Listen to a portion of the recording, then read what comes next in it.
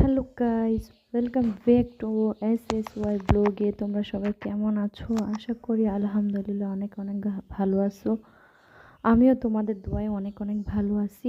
আমার অনেক দিন ধরে ভিডিও দেওয়া হয় না, 4-5 দিন ধরে আমি কোনো ভিডিও দিতে পারি না। কারণ হলো আমার ইউএসবিটা নষ্ট হয়ে গেছে, এই জন্য আমি ভিডিও দিতে পারি না। কি করব, কিছু করার নাই গাইস। আমার ফোনটা একটু প্রবলেম আছে, তো এজন্য আমার একটু ভিডিও দিতে প্রবলেম হইতেছে। আজকে জানি না কীরকম আমার কথাগুলো শোনা যাইতেছে, কারণ আজকে আমি মানে স্পিকার ছাড়া কথাগুলো বলতেছি, হয়তো তোমাদের একটু শুনতে অসুবিধা হবে। তারপর মানিয়ে নিও, কিছু করার নেই, কারণ এইখানে স্পিকারটা পাওয়া যায় না, এটা ঢাকা ছাড়া পাওয়া যেত না। তো এইটাই। তো গাইস, তোমরা সবাই আমাকে বেশি বেশি করে সাপোর্ট করবা ইনশাল্লাহ। তো গাইস, দেখতে থাকো আমার পুরো ভিডিওটা। গাইস দেখো, এখানে আমি শিং মাছ ভাজতেছি। মানে এই শিং মাছ দিয়ে আজকে আমার রান্না হবে হলো লাউ। তো গাইস, মানে আমার একটু, আমি ছোটোবেলা থেকে শিং মাছ খাইতাম না, পছন্দ করতাম না। তো এখন একটু শরীরে অনেক রকমের প্রবলেম আছে, রক্তের সমস্যার কারণে শিং মাছটা খাওয়া লাগে। আগে তো ছোটোবেলা থেকে শিং মাছ, কই মাছ, এইসব মাছের আমি খুবই খুবই ঘৃণা করতাম, কিন্তু এখন অবশ্য খাই। গাইস, মানে কীভাবে বলবো তোমাদেরকে, মাঝে মাঝে আমি আমার কষ্টগুলো সব সময় তোমাদের সাথে শেয়ার করি, তোমাদের সাথে বলি। প্রতি শুক্রবার গাইস, জানো, প্রতি শুক্রবার আমার হাজব্যান্ড বাংলাদেশে আসার পর থেকে প্রতি শুক্রবারে আমার হাজব্যান্ড তার বাবার কবরের পাশে যায়, কবর জিয়ারত করতে যায় প্রতি শুক্রবারে। আমার এত ভালো লাগে, জানো, ভীষণ ভালো লাগে। প্রত্যেক শুক্রবারে ফজরে নামাজ পড়ে, তারপরে তোমাদের যে আমার হাজব্যান্ড ওইখানে যায়। তো গাইস, আজকে হয়তো তোমাদের আমার মানে কথাগুলো শুনতে একটু প্রবলেম হতে পারে, কারণ আমার স্পিকার নাই, স্পিকারটা নষ্ট হয়ে গেছে। তো প্লিজ প্লিজ প্লিজ সবাই একটু মানায় নিও, স্পিকার ছাড়া কথা বলতেছি, হয়তো তোমাদের একটু শুনতে প্রবলেম হতে পারে, কেউ বাজে কমেন্ট করো না, প্লিজ প্লিজ একটু আমার ভিডিওতে একটু মানায় নিও। তো গাইস, যেটা তোমাদের সাথে বলতেছিলাম, যে আমার হাজব্যান্ড মানে যে প্রত্যেক শুক্রবার আমার শ্বশুরের কবরের পাশে যায়, ফজরে নামাজ পড়ে, আমার ভীষণ ভালো লাগে, অনেক ভালো লাগে, সত্যি কথা। মানে আমার ননদটা 6 জন, তোমরা সবাই জানো যে আমার ননদটা 6 জন, আমার হাজব্যান্ড একা। অনেকে নাকি আমার শাশুড়িকে বলছে যে আমার শাশুড়ি আর ছেলে হবে না, তা আল্লাহ আমার শাশুড়িকে একটা ছেলে দিচ্ছে, তার একটা ছেলে হয়েছে, তাদের কেয়ার করার জন্য, তাদেরকে যথেষ্ট কেয়ার করে, তাদেরকে মাথায় তুলে রাখে। আমার শ্বশুর যখন ছিল, আমি মাত্র 1 বছরের বেশি আমার শ্বশুরকে পাইছি, তো আমার হাজব্যান্ড তাদেরকে মাথায় করে রাখছে। এখন যে আমার শাশুড়ি আছে, তাকে ছাড়া আমার হাজব্যান্ড কিছুই বোঝে না। এটাই তো ভালো, বলো? একটা ছেলে মা বাবার কেয়ার করবে, এটাই তো অনেক বড় পাওয়া।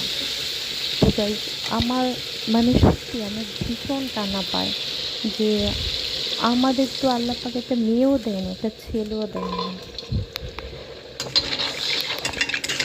তো গাইস, মানে ছেলে মেয়ে থাকলে আজকে আমার ছেলে থাকলেও তো আমার হাজব্যান্ডের আমার পাশে সব সময় থাকতো, তাই না বলো? ছেলে থাকলে হয়তো আল্লাহ পাক, সবাই মরণশীল, মরতে হবে সবাই একদিন। তো আমাদের দেখার মতো, আমাদের কবরের পাশে যাওয়ার মতো না জানি কেউই থাকবে না। মানে এই কথাগুলো যখন আমি চিন্তা করি, যখন আমি ভাবি, তখন আমার ভীষণ কষ্ট হয়, অনেক কান্না করি, সত্যি অনেক কান্না করি আমি। তো কী করব বলো, আল্লাহ যা করে আমাদের ভালোর জন্য করে। আল্লাহর উপরে তো আর আমরা কোনো কথাই বলতে পারবো না, তাই না বলো? আল্লাহ আমাদের নিশ্চয়ই আমাদের ভালো চায়, কখনো আল্লাহ আমাদের খারাপ চায় না। কিন্তু আল্লাহর উপর ভরসা করেই তো আমরা আছি এতটা দিন, এতটা বছর। আল্লাহর উপর ভরসা করে আমরা স্বামী স্ত্রী দুইজনে আল্লাহর উপর ভরসা করে বসে আছি, কিছুই করার নেই। এটা তো আর হাতে বানানো জিনিস না যে টাকা পয়সা দিয়ে আমরা কিনে নিয়ে আসবো কারো কাছ থেকে। মানে কোটি টাকা লাগলে সব কিছু বিক্রি করে হইলে একটা সন্তান মানে নিয়ে আসবো, এরকম একটা জিনিস তো না। এটা হলো সম্পূর্ণ আল্লাহর হাতে। তো গাইস দেখো, এখানে আমি অনেক দিন আগে ফ্রিজে মাছগুলো ছিল, সেই মাছগুলো ভাজতেছি।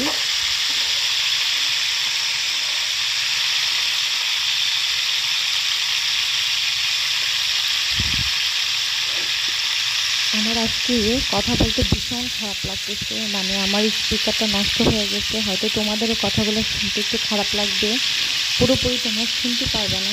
একটু মানায় নিও প্লিজ, কিছু করার নাই, একটু মানায় নিও। কারণ আমি এখানে আর আমার ফোনটা অনেক বছর হয়েছে, তো ফোনটা একটু ডিস্টার্ব দেয়, কিছু করারই নাই।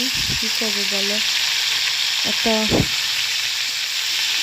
এই ফোনটাই অনেকদিন আরও কয়েকটা বছর চালাইতে হবে, কিছু করার নাই।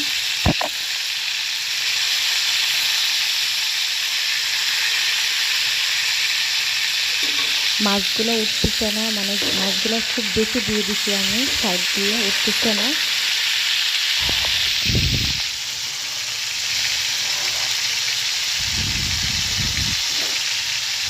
তো গাইস, এসব কথা টেনশন করলে, চিন্তা করলে আমার তখন একদম মন খারাপ হয়ে যায়, সব কিছু এলোমেলো লাগে, কিছুই ভালো লাগে না।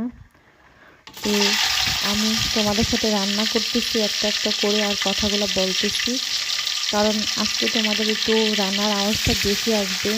আমার স্পিকারটা স্পিকারের প্রবলেম না, আমার ফোনের প্রবলেম, সেটা আমি জানি না।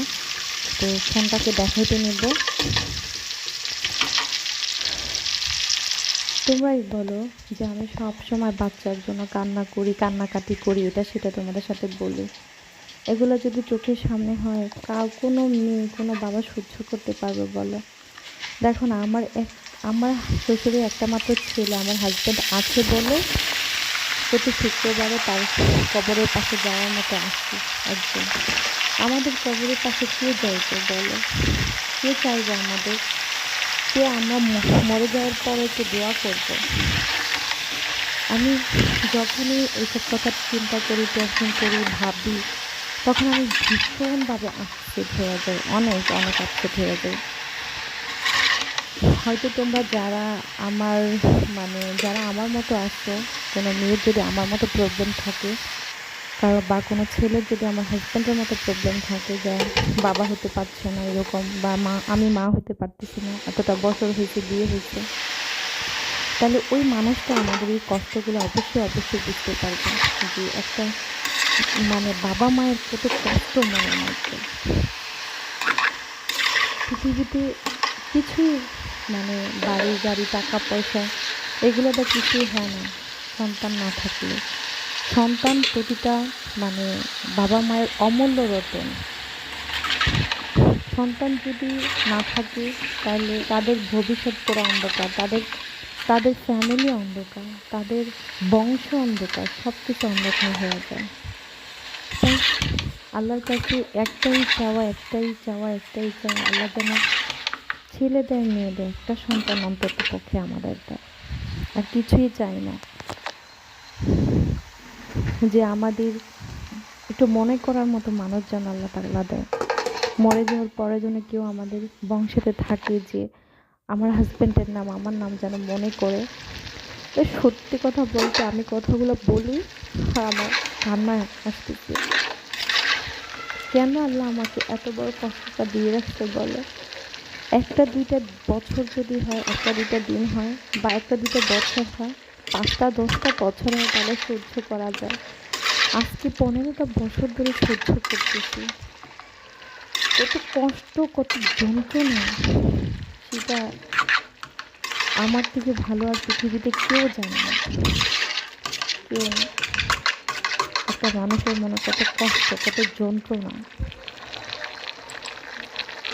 রান্না রান্না বান্না করি, কাজকর্ম করি, সবই করি, হাজব্যান্ড আছে, শাশুড়ি আছে, কিন্তু মনের যে পেরেশানি, মনের মধ্যে যে কষ্ট, সেটা কখনো যায় বলো?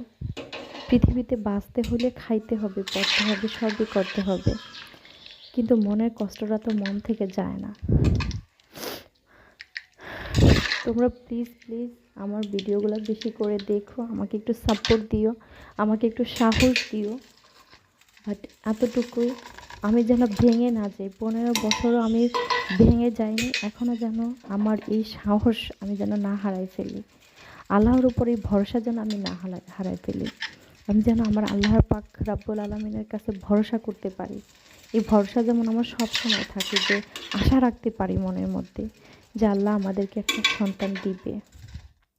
আমরা মরে গেলেও আমাদের কবরের পাশে গিয়ে আমাদের সন্তান 2 হাত তুলে দোয়া করবে, 2 হাত তুলে দোয়া করবে। এরকম যেন কেউ আমাদের লাইফে থাকে, আমাদের জীবনে থাকে।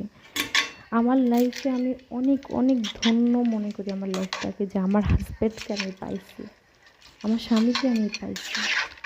তাকে আমি এতটা মহব্বত করি, পৃথিবীতে ওর চেয়ে মহব্বতের আর কিছু আমার নাই। তো এই আমাদের দুজনের মহব্বতের একটা ফুল যেন আল্লাহ ফুটায়, একটা সন্তান যেন আল্লাহ আমাদেরকে দান করে, আমাদের দুজনের কষ্টগুলো যেন আল্লাহ দূর করে দেয়। তো গাইজ, সবাই অন্তর থেকে মন থেকে আমাদের জন্য দোয়া করবা। আর আমার পুরো ভিডিওটা তোমরা দেখবা লাস্ট পর্যন্ত। আমি কি কি রান্না করি আর কি কি কথা বলি, অবশ্যই আমি চেষ্টা করব যেন আমি ইউএসবিটা ঠিক করতে পারি, বা আমার ফোনটা ঠিক করতে পারি। আমার ফোনটাই প্রবলেম, ঠিক করতে পারি আমি। তাহলে প্রতিদিন তোমাদের সাথে ভিডিও দিব। আর দোয়া করো আল্লাহ যেন আমাকে সুস্থ রাখে, একটু ভালো রাখে। আমি চেষ্টা করব তোমাদের সাথে প্রতিদিন একটু ভিডিও শেয়ার করতে। তো সবাই ভালো থেকো, সুস্থ থেকো। আল্লাহ হাফিজ বলতেও মানুষ সত্যি আমাকে হয়তো মানুষ অনেক কিছু ভাবতে পারে, কেউ খারাপ মনে করে না প্লিজ।